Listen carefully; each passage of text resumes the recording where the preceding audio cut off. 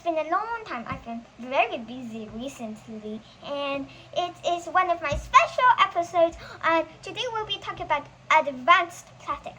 Now, remember in episode 5 of my biochemistry series that I introduced plastics? We talked about polyethylene and polymerization of monomers, which turned into polymers. Okay, now today our first plastic will be high density polyethylene. Now, here it is plastic number 2, and here is ethylene over here. This is the polymer version. Now, this is the recycle symbol for high density polyethylene, which is HDPE. Now here is a ball and stick model of ethylene. And ethylene is we did talk about it in episode 11 where we talked about different. Now ethylene, remember, is a bit like ethane, except it has a double bond, which is the ene at the end. And now I will show you the polymerization of ethylene into polyethylene. Okay, and my mom is going to help me because I can't do it. It's quite hard to break. Then now let's see. Here's the sink, and then I sink. No, wait, what? And then let's see. Here we go. Here we have a polymerized version of it. Now, here's the thing. It might be tempting to make it square, but no, that's not a polymer anymore. It's like a long string. And now, you might notice what the ends are for. Now we are not going to introduce this, and this is very early. At the ends, there will be radicals, which is going to be in a much later time. But first, that is the polymerization. So, let me show you how it works. So here is ethylene number 1. So it broke up. The double bond broke like this, and same thing for this. Then we had this double bond, this bond connect with this, and then we have polymerized it. Now the radicals will be on the end, like we're going to talk about that later. So this is polyethylene, the polymerization of it, and here is how a polymerized version of it. Now polyethylene is used in stuff like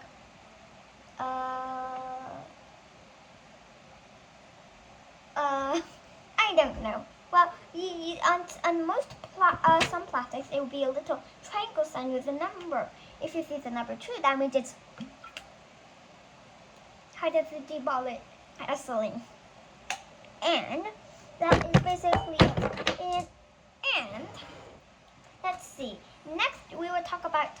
Oh wait, one thing I forgot to say is that high density polyethylene and low density polyethylene is not the same thing, okay? They are completely different in their shape and structure. Now let's see. High density polyethylene is quite easy enough to understand. So now we'll move to polypropylene, which is triangle number 5. Now let's see. Propylene, as you might remember from episode 11, is basically propane, which is a 3-carbon hydrocarbon that has a double bond anywhere in it, which is the ene part at the end. And just like in ethylene, and yeah. So let's see. Here, so polypropylene has propylene. Now let me do a quick propylene for you. Now, I'm not going to show the hydrogens because that's how most, but I will show it, but you didn't really show it, the hydrogens. And let's see. Okay, wait, this is wrong. And I'm going to show you a ball and stick model right after. Good. So here is propene. Now, polypropylene is quite complicated, and it takes a while to understand. Here is a model of propene, and this is what you will see it on the plastic bottles and stuff like that. Now, here is a ball and stick model of propylene, and then propene. Then polypropylene is the plural thing, and poly means multiple. So propylene is just the single, the monomer, technically. And let's see, there are many ways of polymerizing it. So this is where the complicated part of polypropylene comes in. You can have the front double bond that broken or the back double bond. For now, we will make the front double bond open. Now, we will do the same thing here. Make sure the orientation is the same. Mom, make sure the orientation is right. Good. Now, let's see. Here we have it. Both of them have the front ones, and then we will, let's see,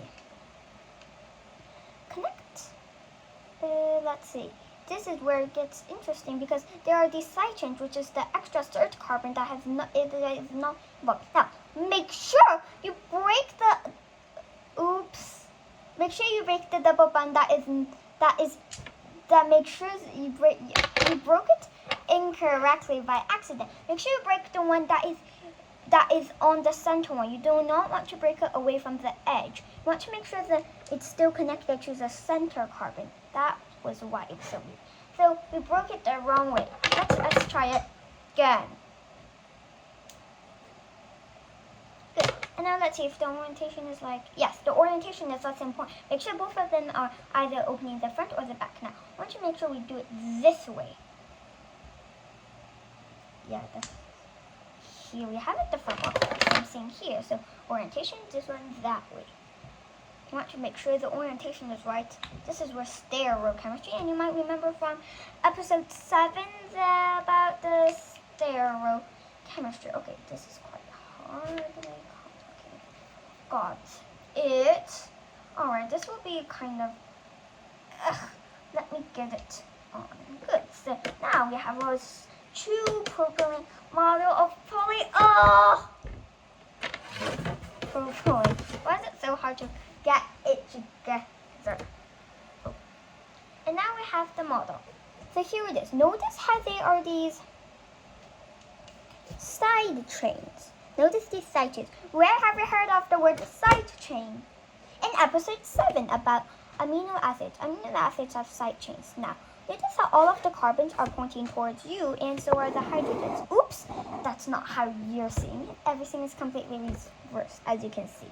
The hydrogens are pointing towards you, meaning that if we write it in the scientific way, it would be something like this. This is called isostatic propylene, where we open the front one. This is isostatic propylene. And we want to remember to open the one that is on, to make sure that the one is on the center of the double bond. This is called isotactic. Now we're going to go ahead and do symbiotic. This is called the tacticity of the plastic. We're going to do symbiotic now. We're going to just go ahead and redo everything. We're going to redo everything. This time we're going to open the back double bond. Oh wait, not this one. This one is the ethylene. No, this one. You have to break it in half weight. Let's see, like that. Good. So we push this one back, and then we want to make sure the orientation is right. We want to open the back one. So the back one will be this one. Yeah, this one is the back one. I want to make sure we open it this way. The orientation is quite important. This is all about stereochemistry. Good. We've got orientation, and same thing here. We push it back, and we're going to make symbiotic. So let's use the orientation like that. Good. And now we just connect them. Make sure we connect them correctly. Okay, good. So, wait, what? Oh, yeah, like that. And then we, let's see, it's kind of hard to visualize it. Okay, good, got it, like that.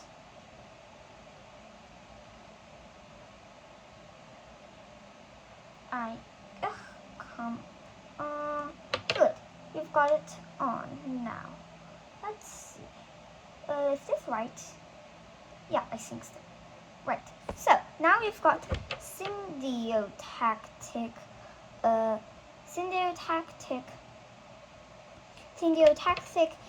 polypropylene. Now remember, we have the radicals on the end. We're not going to discuss it in this video. As you can see, the side chains are pointing away from you and then towards you. That it is alternating between towards you and away from you. So if you were to draw it, remember the solid wedges means it's pointing towards you, and the dotted means that it's pointing away. This is called syntactic. And here it is. So, and then last but not least, we will have atactic, meaning that it is all completely random. Now, polypropylene is used also in a bunch of stuff like canoes and yeah, that sort of stuff. And let's see, that's what basically it. Let's see what else we have. Yes, that's it. So remember, when you break it in propylene, you have to break it with the middle carbon, with the double bond. And let's see. Yes, that's basically all. And let's see.